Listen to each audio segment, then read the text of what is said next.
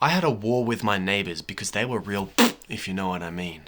Now at first they weren't too bad, they were just smoking a lot right near my window, so I couldn't open my window without the smell of death filling my room. So this wasn't too bad, but they reached crazy status when I parked in front of their house. So I came home from school one day and all the parks in front of my house were full.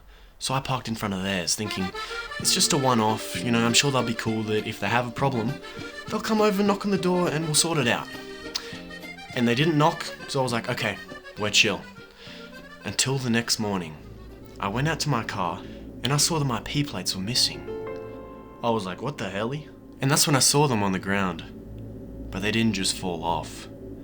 They were snapped into hundreds of pieces and thrown in the gutter. Not hundreds, but they were snapped. And that's when I realized that we were living next to children in adults' bodies. And that's when I knew that we had to get them back.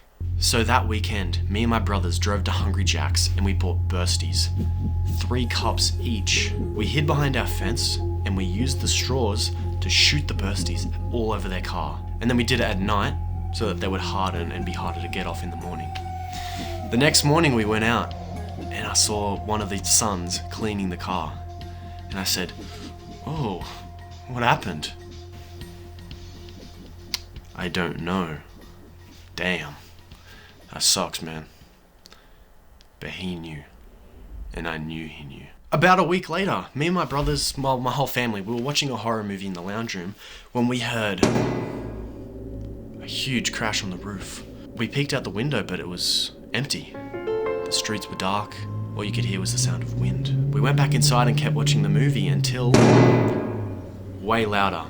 We rushed out the front with hammers, which was a massive overreaction, but it felt right in the moment. But again, there was no one, so I climbed the pillar next to the house and I looked in the gutter and I saw 2 big rocks. Now I couldn't prove that they threw them, but I knew in here that it was them.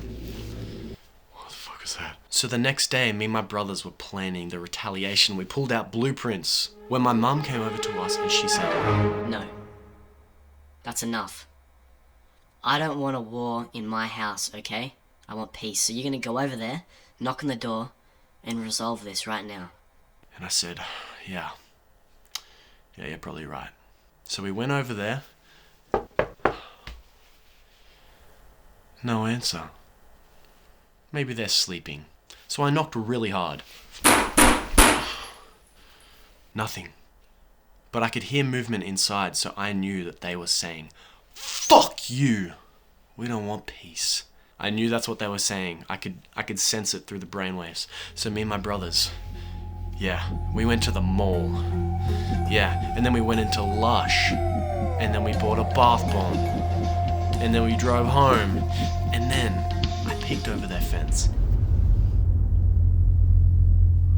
Coast is clear.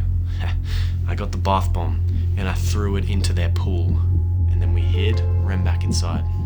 The next day, I looked at the damage and it was pretty bad. The pool looked like a unicorn's bathing bath. Or like a bath where a unicorn gave birth. And then Mum found out and she said that would actually cost a lot to fix that. They have to redo the whole water and clean the whole system. And I kind of felt bad when Mum was around. But I didn't feel bad because they deserved it. Yeah, they asked for it. And guess what? After that, the war was over. They gave up. It just fizzled out like the bath bomb. And some people might say, that's just a waste of time and resources and energy. Why would you do that when you could just hash it out, talk? But I'd have to disagree because I learned a very valuable lesson. Sometimes you do have to be the bigger person. And the bigger person is the person who wins. And that was me.